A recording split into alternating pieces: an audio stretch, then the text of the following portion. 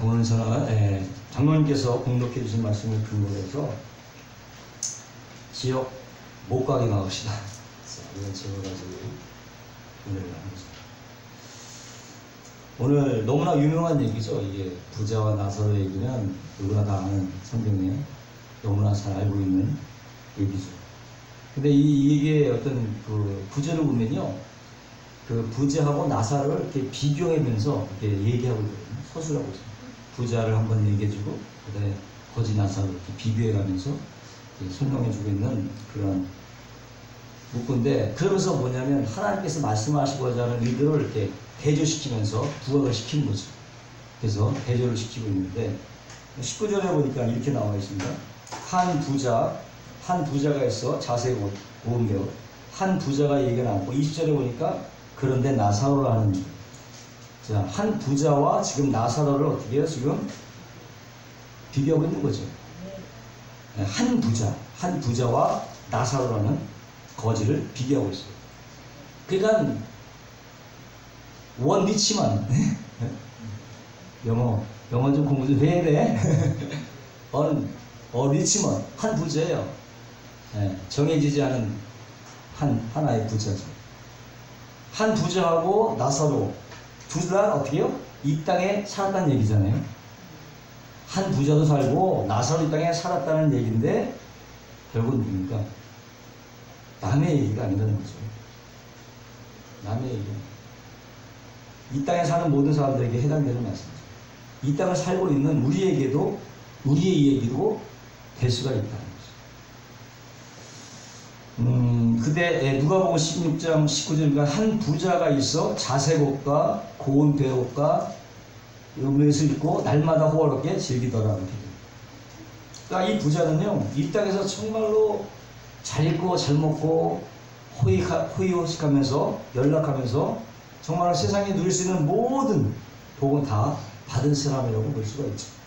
한 부자라고 하는 사람이. 반면에 누가복음 20절에 바로 다음 절에 보면 나사로라 이름하는 한 거지가 헌데두성이로 그의 대문 앞에 버려진 채 그의 부자의 상에서 떨어지는 것으로 주워 먹고 살았고 심지어 개들이 와서 그 헌데를 핥더라, 이렇게 말씀하고 있습니다.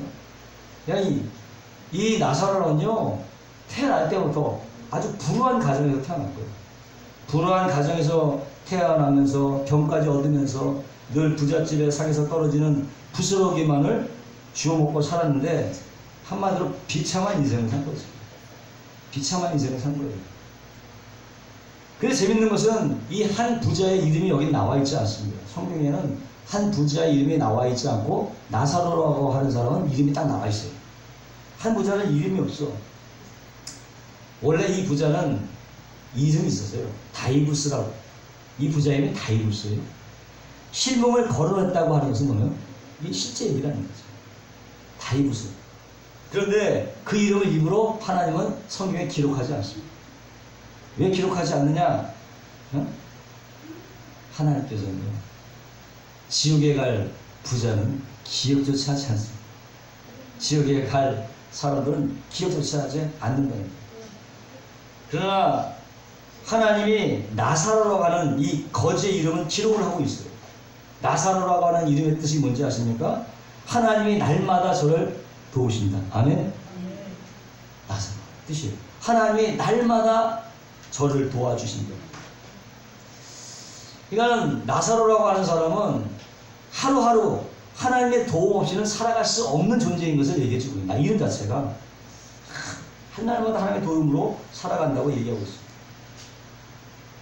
그것을 갖다가 성경에 그 이름으로 기록하고 있는 것은 내가 너를 기억하고 있다. 기록한다는 것은 하나님께서 기억한다는 뜻이죠.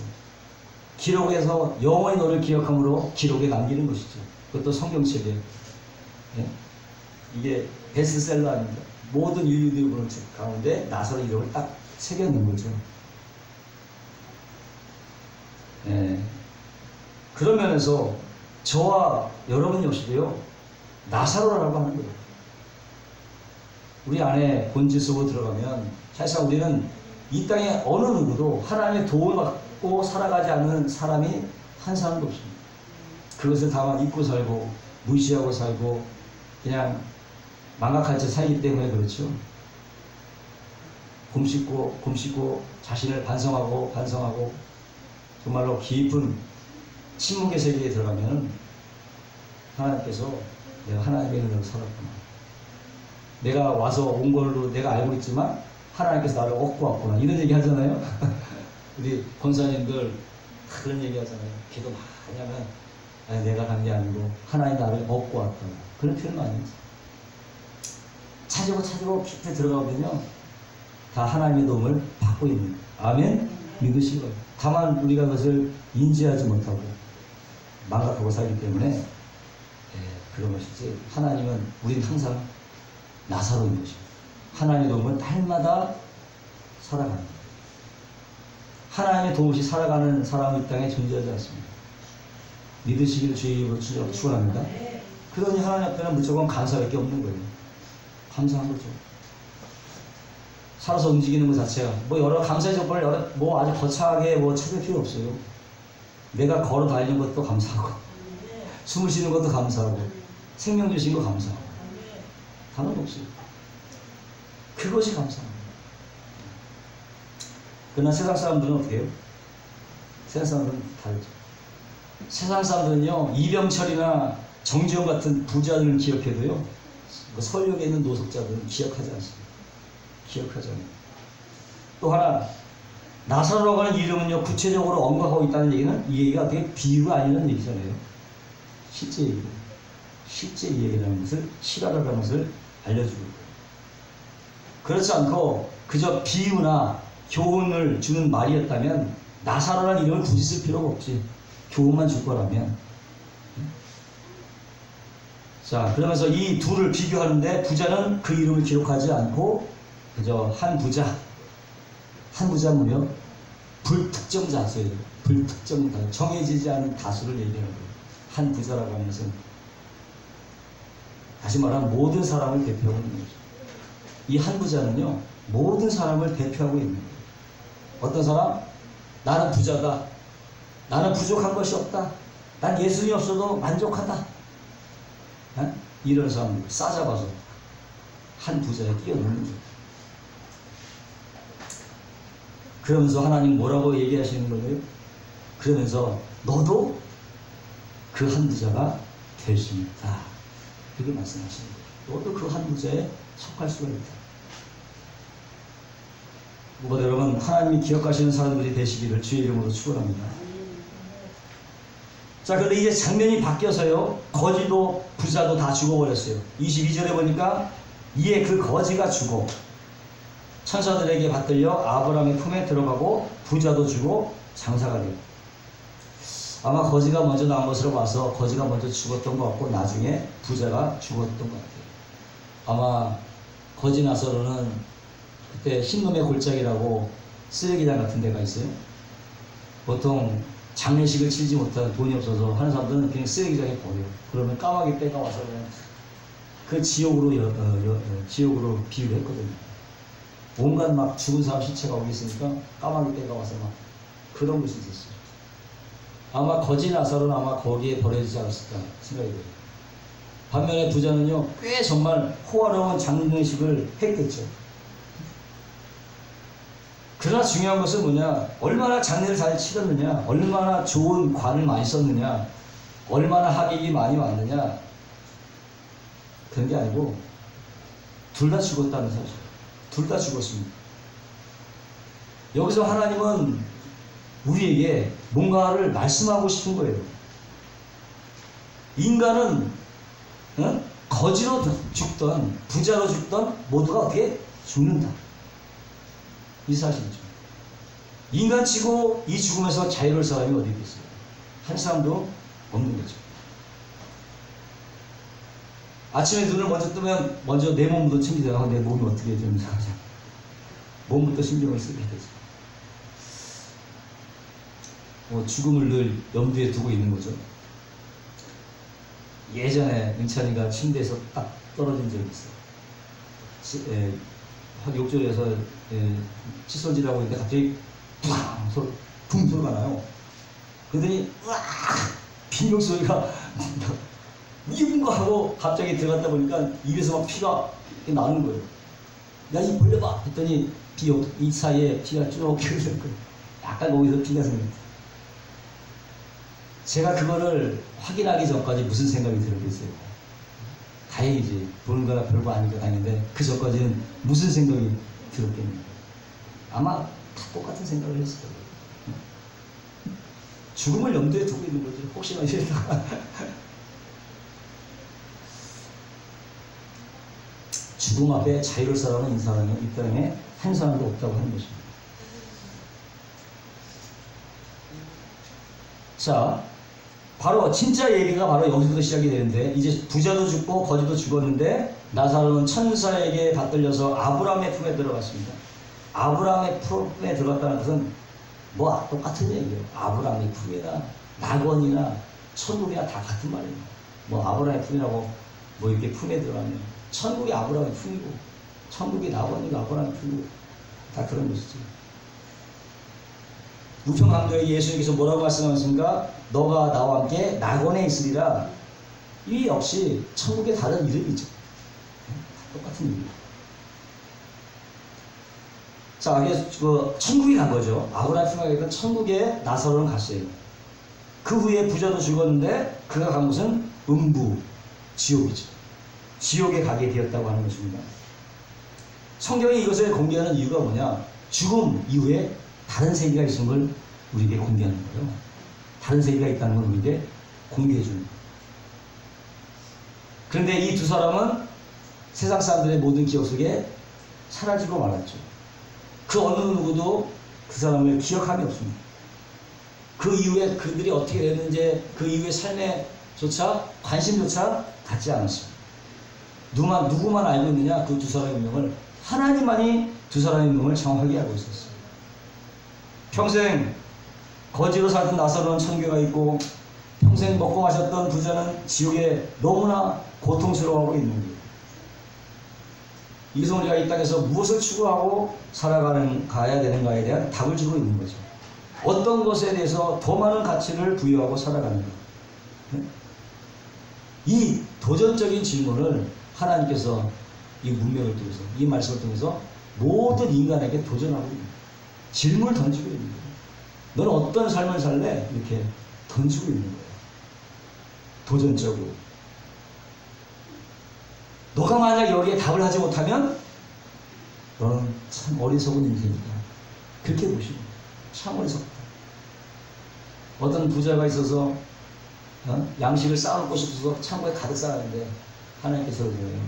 내가 너의 영혼을 도로 찾을 건데 그게 무슨 소용이 있겠느냐? 그런 말씀을 하죠. 어리석은 인생이라고 얘기하고 있는 거죠. 그런데 사람들은 말합니다. 지옥이 어디 있느냐?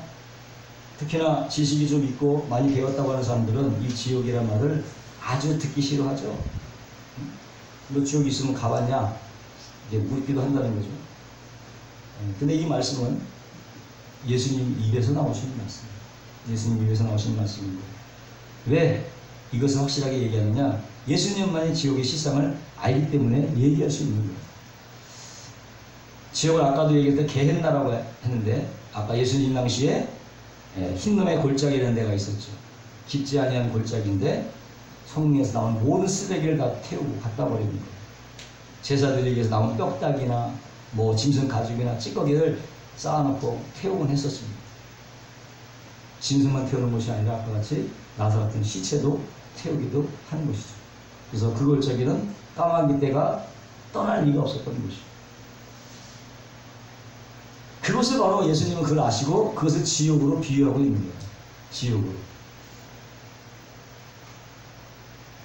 비유라고 하는 것이 뭐냐? 비유라고 패럴렐, 영어로 패럴렐인가 하도 그래갖고 평행 뭐 그런 비슷한 뜻인데 비유란 뭐냐? 천상의 추상적인 것. 천상의 것은 보이지 않잖아요. 천상의 추상적인 것을 지상에 구체적으로 표현하는 표현 기법, 문학 기법이에요. 하늘에 보이지 않는 세계를 보이는 구체적인 것으로 표현하는 것이 비유라고 해요. 그런 문학 기법을 비유라고 하는 것인데 예수님은 실제로 지옥을 실제로 보였죠. 근데 그것을 보여줄 수가 없는 거야. 지상의 것으로 표현할 수밖에 없는 거잖아요. 지상의 것으로. 흰눈의 골짜기로 표현한 거죠. 그걸. 예수님께서 지옥이라는 말을 13번 이상 사용하셨는데 마태복음 18장 9절에 보니까 만일 내 눈이 너로 범죄케 하거든 빼어버려라. 한 눈으로 영생이 들어가는 것이 두 눈을 가지고 지옥불에 던지는 것보다 나으니라. 마태복음 10장 28절에 몸은 죽여도 영혼은 능히 죽이지 못하는 자들을 두려워하지 말고 오직 몸과 영혼을 능히 지옥에 멸하시는 자를 두려워하라. 마태복음 23장 34절에 뱀들아 독사의 새끼들아 너희가 어떻게 지옥의 판결을 피하겠느냐. 다 예수님 입에서 나오신 말씀이죠. 예수님 입에서 나오신 말씀. 고로 이것은 사실이요 이것은 진리라고 하는 거죠. 이 예수님 이 말씀 앞에 누구도 피해갈 수가 없는 거예요. 진리 앞에 누구도 피해갈 수가 없어요. 그래서 지금 그 진리대로 부자는 자신이 원든 원치 않든 지금 지옥에 가 있는 거죠. 그러면 지옥이 어떤 곳이냐? 지옥은 천국이 보여요. 지옥에서 천국이 보여요. 보면서도 천국을 보면서 접근할 수가 없는, 접근하지 못하는 것이 바로 지옥이라고 얘기해요. 본문이 이것을 얘기하고 있는데 24절인가 그가 음부에서 고통 중에 눈을 들어 멀리 아브라함과 그의 품에 안긴 나사로를 보고 눈을 들어 멀리 봤다. 눈을 들어서 멀리 지옥에서 천국이 보이는 거예요. 지옥에서. 그때 나사로도 부자를 보고 부자도 나사로를 보고 있는 거예요. 이게 더 괴로운 거잖아요. 차라리 안 보면 괜찮은데 보이는 거예요. 천국이 보이는 거예요. 그것도 아브라함의 품에 안긴 나사로를 보는 거예요. 그 나사로가 누구냐? 자기 집에서 대문 밖에서 부서게 먹던 그 거지거든요. 그게 보이는 거예요. 그래서 아주 유명한 신학자의 설교가 있던 틸리케도 지옥이 뭐냐? 라고 얘기할 때 보면서 가까이 가지 못하는 것이라고 했어요. 보면서도 가까이 가지 못하는 거예요. 쳐다는 봅니다. 눈에는 보이지만 손에 닿지 않고 가슴에 채워지지 않는 것, 그것이 바로 지옥이라고 이렇게 말하고 있어요. 그럼 과연 지옥이 어떤 것이냐? 하나님의 긍휼과 자비가 완전히 거부된 것이라는 거죠. 여기서 놀라운 것은 평생을 누군가에게 한 번 부탁한 적이 없는 이 부자가, 한 번 아쉬운 소리 한 적이 없는 이 부자가 뭔가 한 번만 하나 도와달라고 지금 하나님께 기도하는 거예요. 평생 처음으로 한 번만 좀 도와달라고 청원하고 있는 거예요.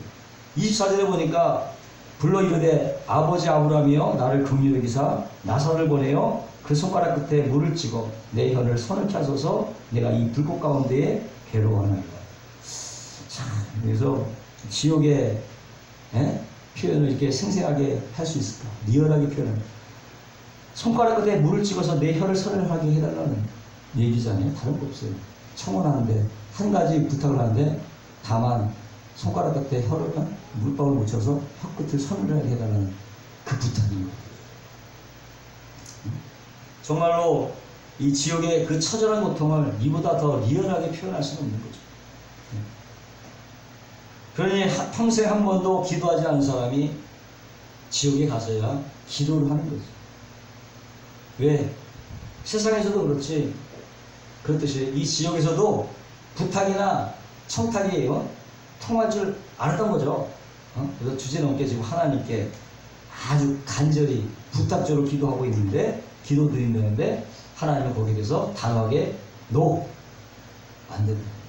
그 간절한 부탁을 하나님께서 거절하죠. 너무나 매몰찬 하나님이죠. 근데 성경이 이것을 공개하는 이유가 뭐냐? 지옥에서는 그런 가능성조차 완전히 배제됐다. 그런 가능성조차 완전히 박탈당한 것이거든요. 기도의 내용을 보면 너무나 기가 막히죠. 손가락 끝에 물을 찍어 내 혀를 선하게 해달라. 얼마나 애절한 기도입니까? 한 바가지도 아니고, 한 주먹도 아니고, 한 숟갈도 아니고, 한 방울. 그것도 손가락 끝에 찍어서. 그것도 잠깐만이라도 시원하게 해달라는 그 정말 이 세상에 부자로 살았던 사람의 너무나도 소박한 부탁 아니었습니다. 만약 이 땅에 어떤 사람에게 했다면 절대로 거절할 수 없는 그 간절함. 그러나 그 기도는 하나님께 응답이 되지 않습니다. 거절당하죠. 25절에 보니까 아브라함이 이르되 예 너는 살았을 때에 좋은 것을 받았고 나사로는 고난을 받았으니 이것을 기억하라. 이제 그는 여기서 위로받고 너는 괴로움을 받느니라. 그뿐 아니라 너희와 우리 사이에 큰 구렁텅이가 놓여있어 여기서 너에게 건너가고자 하되 갈 수도 없고 거기서 우리에게 건너올 수도 없게 하였느니라. 이 하나님의 모습이 지금 우리가 알고 있는 하나님의 모습과는 너무나 거리가 먼 거예요. 정말 자비라고는 정말 찾아볼 수 없는 무시무시한 아주 매몰찬 하나님의 모습이 보이는 거죠. 그래서 밀러라고 하는 학자는 말하기를 지옥이 어떤 곳이냐 그렇게 했는데 건너가고자 하되 갈 수도 없고 올 수도 없는 완전히 하나님의 교제가 두절된 곳이다. 하나님의 관계가 끊어진 곳이 바로 지옥이다. 하나님의 관계가 끊어진 곳이 바로 지옥이다. 그렇게 얘기했어요. 고통 가운데 하나님께 부르짖 짓지만 그저 그 기도가 그냥 자신에게 메아리쳐 자기에게 돌아오는 거예요. 아무런 응답 없이 자신에게 메아리쳐 올리는 거예요. 아무 응답이 없는 기도. 지금 부자는 처음으로 자기 생에 처음 기도를 하는 거예요. 근데 이게 뭡니까? 이것이 이름하여 최초의 기도, 최악의 응답이에요. 최초의 기도. 처음 기도했는데 그것이 응답되지 않았어요. 원래 기도라고 하는 것은 인간이 이 땅에서 하나님께 좀 뭔가 좀 채워달라고 드리는 것이 목적인데 얼마나 다급했으면 지옥에서 이런 기도를 했겠는가. 우리가 여기서 알 수 있는 것은요, 첫째로 지옥에서는 기도가 필요 없습니다. 지옥에서는 기도할 필요 없어요. 이상하다. 기도라고 하는 것은 이 땅에 살면서 하는 거야. 지옥에 가서 하는 게 아니야. 기도는 이 땅에서 필요한 거예요. 둘째로 그 부자가 어떤 기도와 부탁을 하더라도 지옥에서는 응답되지 않습니다. 근데 이 부자는 그것도 모르고 지옥에 떨어져서야 그제서야 기도를 하는 거예요. 그러니 뭐 아무리 기도한들 응답될 리가 없죠. 아무리 아들의 이름을 부르고 손자의 이름을 부르고 별이것을 다 해도 아무 효용이 없는. 왜? 하나님의 긍휼과 자비가 떠나버렸기 때문에. 지옥이 바로 그런 곳이라고 성경은 얘기하고 있는 거죠. 세 번째로 지옥이 어떤 곳이냐? 고통이 끊이지 않는 곳이라고 했어요. 24절과 내가 이 불꽃 가운데서 괴로워하나니. 부자는 고통 가운데 울부짖었습니다. 주여 내가 이 불꽃 가운데 고민하나이다. 우리가 지옥 얘기할 때 꼭 빠지지 않는 게 있는데 불꽃이라는 단어. 지옥불. 불과 항상 연관이 되는데 왜 그럴까? 사람이 당하는 고통 중에 화상만큼 고통스러운 것도 없다는 거예요. 예전에 제가 치사병을 좀 했었는데 이제 제가 병장이 돼갖고 이제 병장쯤 되면 이제 이런 식기 같은 거 안 닦아요. 그냥 이제 칼 들고 그냥 쓰면은 이제 딱딱이 알아서 해주지. 병장쯤 돼갖고 한데 불을 넣었는데 그때는 다단식의 그 자동식이 아니고 이 불이 전기가 안 들어와서 수동식 바나 같은 거예요. 자체로 가열되는 게 있어요. 그걸 달군단 말이에요. 그러면 기름이 분무같이 떠오르고 거기다 불꽃이 치면 불이 확 올라오는데 하도 오래돼갖고 이게 막히는 거예요. 가만히 소리를 들어보면 알아요. 한 몇 년 해보니까 이게 밥이 되는 소리인지 안 되는지 소리가 병을 안 좋아요. 기분이 안 좋더라고요. 근데 한 사역병이 나와갖고 이등병 상병인가 나와갖고 내가 안 되겠다 싶어갖고 저 BOQ 장기시장 가서 이 압축기라는 게 있어요. 그렇게 밀어 넣으면은 이게 좀 뿜어져 나올까 싶어갖고 야한테 한번 가져와봐요. 그걸 이게 딱 하고 얘가 불안하니까 그 연결되는 데를 이게 잡고 있었어요. 그거를 그 휘발 하나 나오는 데하고. 근데 이게 잡고 있는데 불이 안쪽 구덩이 안에 이제 타고 있잖아요. 이제 밖으로 벽이 바로 있고. 그러니까 불꽃이 빠질 데가 없는 거예요. 터져서 괜찮은데 이렇게 했는데 바로 얼마 안 돼. 거기서 이러고 이렇게 있는데 느낌이 아주 이상해요. 야, 너 조심해라. 주위에 이렇게 있으라고 하고 나와서 얼마 있다 갑자기 빵 소리가 났어요. 그때 뜨거 하더니 막 불이 붙어갖고 막 나오는 거예요. 호흡 내가 그냥 뭐 배는 물하고 확 떨어져갖고 뿌렸는데 이게 이거갖고 이게 막 말리는 거예요. 그래갖고 결국은 후성 조치 해갖고 했는데 나중에 다시 또 오긴 했어요. 근데 상처가 그냥 나와서 막다다다. 얼마나 그 느낌이 떠오르고 뭐 그랬던 적이 좀 있었는데 그만큼 화상이 고통스럽다는 거죠. 막 비비니까 막 살이 막 떨어지는 거예요. 막 쓰니까. 이루 말 수 없는 고통이라고 하는 거죠. 요한계시록은 지옥이 유황불로 타는 불못을 있어서 완전히 숯불 부위처럼 태워지는 거죠. 그런데 이 불꽃은 보통 불꽃이 아니라는 거예요. 영혼을 태우는 불꽃이 되는 거예요. 네? 영혼도 타나? 모르겠어요. 영혼도 타는지는 모르겠지만 영혼을 태우는 불꽃이야 이거는. 그냥 불꽃도 아니고 영혼을 태우는 불꽃.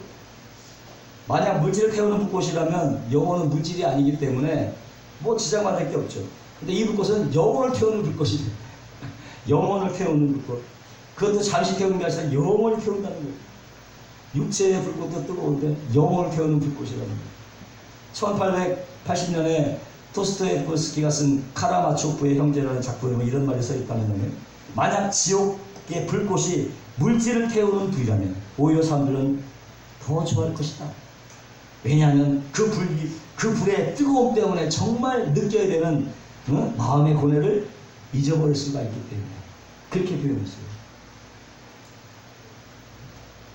그러니까 이 지옥불은 그런 불이 아니라 영혼을 태우는 불꽃이다. 영혼을 태우는 불꽃이고 하나님의 진노가 쏟아지는 불꽃이다. 정말 가보지 않고는 정말 상상이 안 되는 괴로운 거죠. 지옥이라고 하는 것은. 근데 지금 부자가 그 지옥의 고통 속에 있다고 하는 것입니다. 생각만 해도 몸소리치지 않을 수가 없는 거죠. 지옥은 바로 그런 것이다. 그리고 지옥은 어떤 것이냐? 기억력이 완전히 되살아난대요. 지금은 기억력이 되살아나. 한번 죽었다가 살아난 사람들의 얘기를 들어보면 공통점이 있습니다. 한순간에 모든 자신들이 한순간에 다 지나간다는 거 아니에요. 죽었다가는 어렸을 때 생각해도 그게 주마등처럼 싹 지나간다는 거야. 응? 머릿속에 사진 다 찍혀 있는 거예요. 우리가 잊어버린 것 같지만 그 중요한 순간에. 22절에 보니까 아브라함이 이르되 예 너는 살 때 좋은 것을 받았고 나서는 고난을 받았으니 이것을 기억하라. 이제 그는 여기서 위로를 받고 너는 괴로움을 받는다. 부자는 그 즉시로 아브라함의 품에 안겨있는 것을 나사로라는 것을 알았고요. 아직까지도 예수 믿지 않은 자가 예수 믿지 않은 자기 형제들이 세상에 살고 있다는 것도 이미 알고 있었어요. 뿐만 아니라 자신이 지었던 과거의 모든 죄들이 기억이 나고 회개하지 않고 그대로 놔뒀던 모든 죄가 다 생생하게 살아나는 것입니다. 그러니까 어떻게 끊임없는 죄책감이지. 해결되지 않은 끊임없는 죄책감. 얼마나 괴롭겠어요? 그래서 지옥은 누가 가는가? 죄가 있어서 가는 것이 아니라 회개치 않음으로 가는 거예요. 회개치 않음으로. 여러분 생각할 때마다 회개하시기 바랍니다. 회개하시기 바랍니다. 지옥은 어떤 것이냐? 조영기 목사님 설교 시간에 하신 말씀인데요. 지옥이라고 하는 것은 소망이 끊어진 것입니다. 소망이라고 찾아볼 수 없는 완전히 단절된 것이다. 그렇게 조영기 목사님은 지옥을 표현하셨더라고요. 그리고 절망과 죽음이 영원히 정지가 되어 있대요. 소망이 없는 거죠. 영원히 정지된 상태, 영원한 암흑이라고 그렇게 말씀하신 것을 제가 들었습니다. 아마 모르긴 해도 인간의 상상할 수 있는 그런 지옥이라는 지옥이 아니죠. 인간의 상상할 수 있는 건 지옥이 아니고 상상할 수 없는 것이지. 상상할 수 없는 그 이상의 무엇이 바로 지옥일 텐데 여러분 지옥 가면 안 될 줄로 믿습니다. 절대 태어나서 지옥 가면 안 되는 거죠. 아멘? 지옥 가려고 태어나지 않았습니다. 근데 이런 지옥에 여러분 생각만 해도 끔찍하겠지만 부모님이 계시고 자기 자녀가 있고 자기 형제들이 간다고 생각하면 어떻겠어요? 부자는 부자였기 때문에 간 게 아니고요. 부자로 말하면요, 아브라함도 부자였고요, 이삭도 부자였고, 야곱도 부자였고, 욥도 부자였고, 다윗도 부자예요. 부자이기 때문에 간 것이 아니고, 하나 예수 믿지 않아서, 예수님도 필요 없을 정도로 세상 사는 맛이 너무나 좋으니까 결정적인 것은 예수 믿고 천국 가세요 라고 하는 전도자의 말을 듣지 않아서 우습게 생각한 거죠. 우습게 생각하고 예수 믿을 바엔 차라리 내 주먹을 믿지 했단 말이죠. 이 부자가 아쉬운 게 없는 거죠. 답답한 것도 없고 날마다 잔치라고 했으니 뭐 아쉬운 게 뭐가 있어요. 얼마나 정말 기가 막힌 재미를 가지고 인생을 살았겠어요. 이렇게 부자가 좋기는 한 것이지만 세상 재미에 너무 빠져 있으면요, 천국의 얘기가, 영혼의 얘기가 들어오지 않습니다. 영혼의 얘기가 들어오지 않아요. 그저 그냥 주말만 되면 여기저기 놀러 다니기 바쁘죠. 응? 놀러 다니기도 바쁜데 교회 갈 시간이 어디 있어. 근데 이 부자가 지옥에 가서 처해들었어요. 두 번째 강구가 나오는데 27절에 이르되 그러면 아버지여 구하노니 나사로를 내 아버지 집에 보내소서. 내 형제 다섯이 있으니 그들에게 증언하여 그들로 이 고통받는 곳에 오지 않게 하소서. 이런 거예요. 그러니까 내 형제 다섯이 있는데 제발 이 지옥에 오지 않도록 나사로를 보내서 좀 전도해달라고. 그렇게 얘기하는 거예요. 정말 진심 어린 부탁 아니겠어요? 나는 비록 지옥에 있지만 내 동생이라도 우리 형제라도 이곳에 오지 않겠다고 하는 그야말로 눈물 어린 부탁의 기도였습니다. 그러나 이 기도가 역시 응답되지 않습니다. 우린 여기서요, 이 부자의 간절한 호소를 절대 가볍게 여기면 안 됩니다. 그리고 이 본문의 마지막 결론적 요지가 나오는데 29절에 보니까 아브라함이 이르되 그들에게 모세와 선지자들이 있으니 그들에게 들을지니라. 무슨 말입니까? 이 땅의 전도자들, 이 땅의 목회자들, 이 땅에 예수 믿는 사람들, 전도자들에게 들으라. 그것도 듣지 않으면 죽은 사람이 살아나도 안 듣는다는 얘기예요. 죽은 사람이 살아도 안 듣는다는 얘기예요. 그래서 말이었습니다.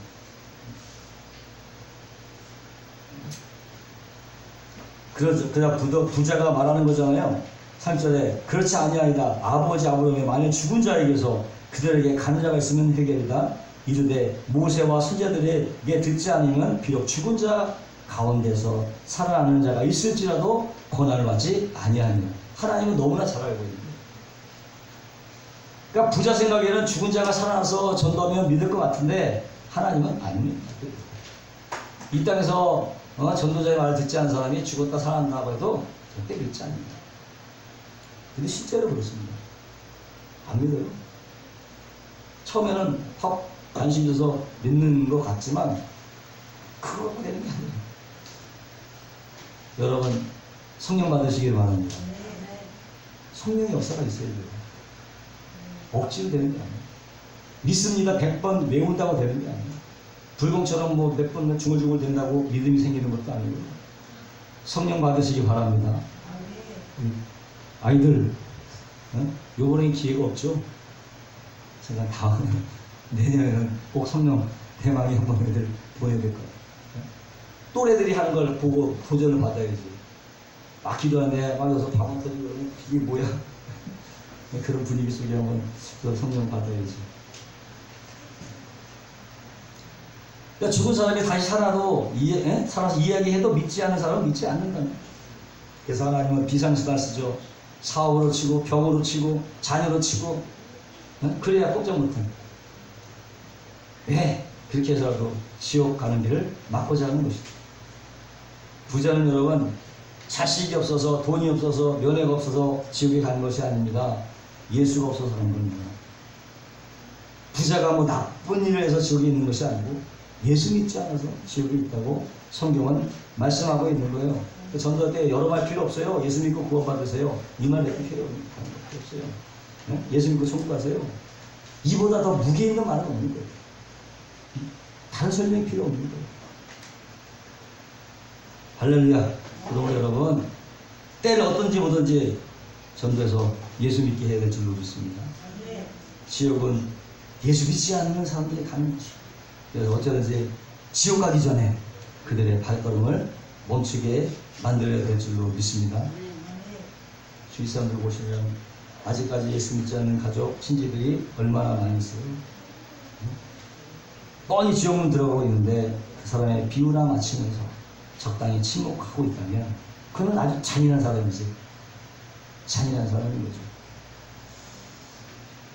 아마도 가족에 누가 병으로 죽어가면 어떻게든 살려보려고 사방팔방으로 백방으로 뛰어다닐 거 아니겠습니까?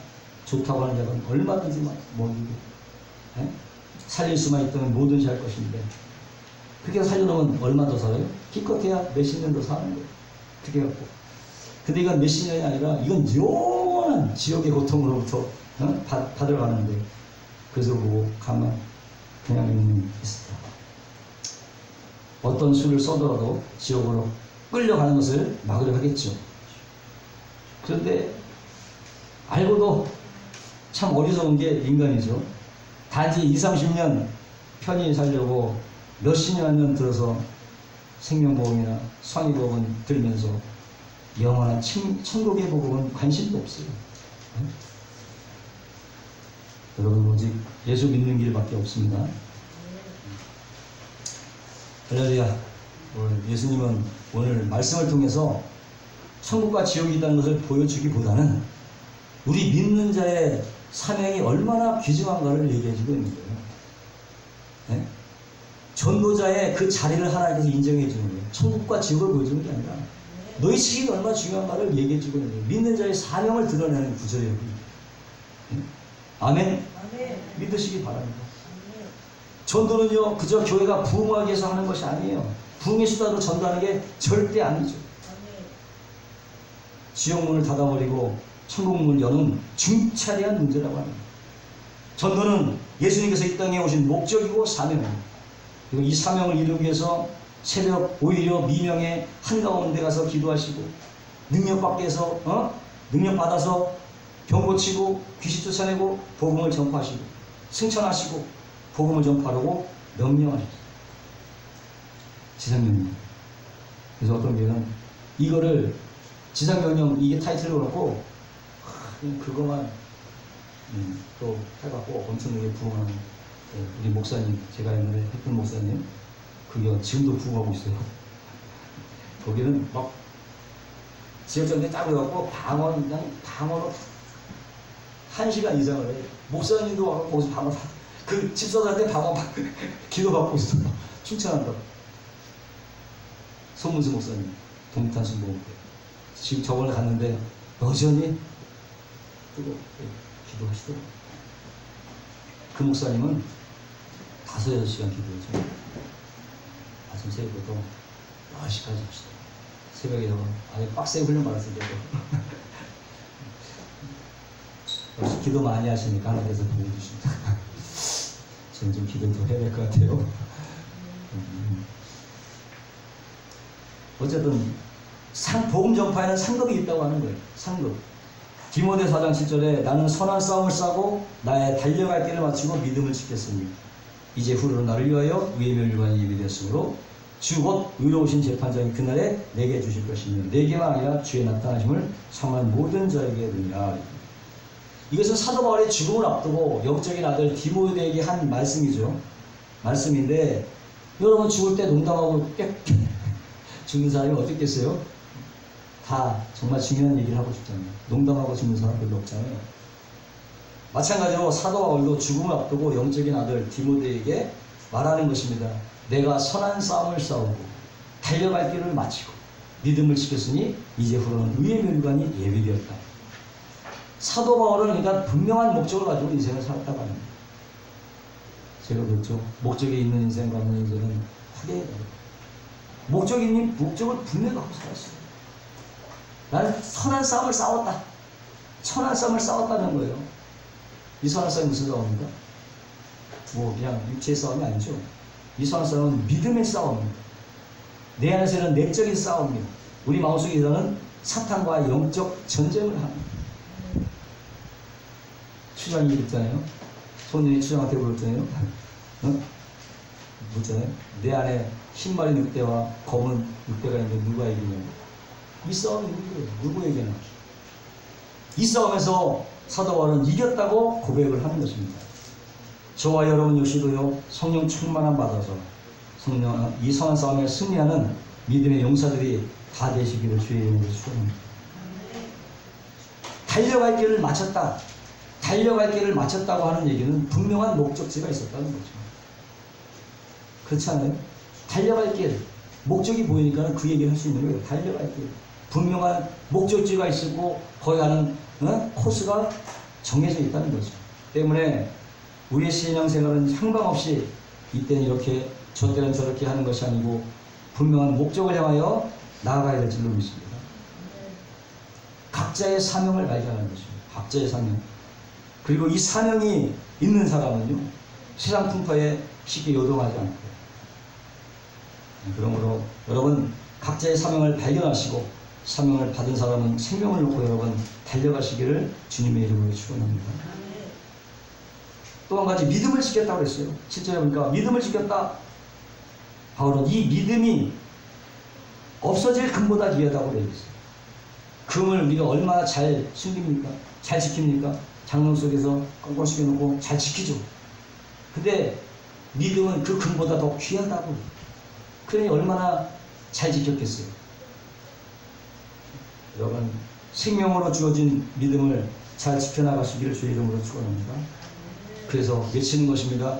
이제부터는 나를 위하여 의의 면류관이 예비되었으므로 곧 의의 의로우신 재판장이 그날에 내게 주실 것이니, 사도 바울은 죽음 앞에서 승리의 계가를 부르고 있습니다. 면류관, 저는 이 면류관을 본 적이 없습니다. 저는 이 면류관을 본 적이 없기 때문에 그것이 얼마나 영광스러운 것을 알 수가 없어요. 저는 알 수가 얼마나 가치가 있고 알 수는 없지만은 금메달 딴 선수들이 여러분 보면은 하루 하잖아요. 월기관 마라톤 속에 월기관이 씌워지잖아요. 모든 사람이 얼마나 영광스럽겠어요. 근데 그런 하물며 하나님이 주시는 면류관인데 더 영광스럽지 않겠는가 그런 생각을 해보는 거죠. 가늠해보는 거죠. 결론적으로 말씀드리면 성경은 지금 천국과 지옥이 있다는 것을 보여주기도 하는 거지만 더 중요한 것은 믿는 자의 삶이 얼마나 중요하다는 것을 깨닫게 하는 거예요. 전도에는 상급이 있습니다. 마지막에 얻는 자가 진정한 승자입니다. 우리가 다른 일을 다 하더라도 만약 이 일을 제껴놓으면 내가 최선을 다했다 말할 수가 없다고 하는 거죠. 때렸든지 묻었든지 복음을 전파하시길 바랍니다. 복음 뭡니까? 간단해요. 예수 믿으면 구원합니다. 또 한 가지, 너 속에 하나님이 계시다. 아멘. 그런 거 없어요. 너 하나님 계셔. 너 속에 내 있다 그렇게 하세요. 날마다 때렸든지 복음을 전파하시길 바라고, 그래서 정말 죽음 앞에서 승리의 계가를 부르시고 모두가 다 의의 면류관, 생명의 면류관, 영광의 면류관을 다 받으시기를 주의를 축원합니다. 기도하겠습니다. 거룩하시고 영화로우신 감사합니다. 오늘도 말씀을 통하여 천국과 지옥을 하나님 아버지 보여주셨습니다. 과연 우리가 어떠한 삶을 살아가는를 하나님 아버지 결단케 하여 주옵시고, 하나님 우리 믿는 자의 사명이 얼마나 중치하다를 깨달아야 하여 주셔서 하나님 아버지 목적 있는 삶을 살아가게 하여 주옵소서. 감사합니다. 예수님의 이름으로 기도합니다.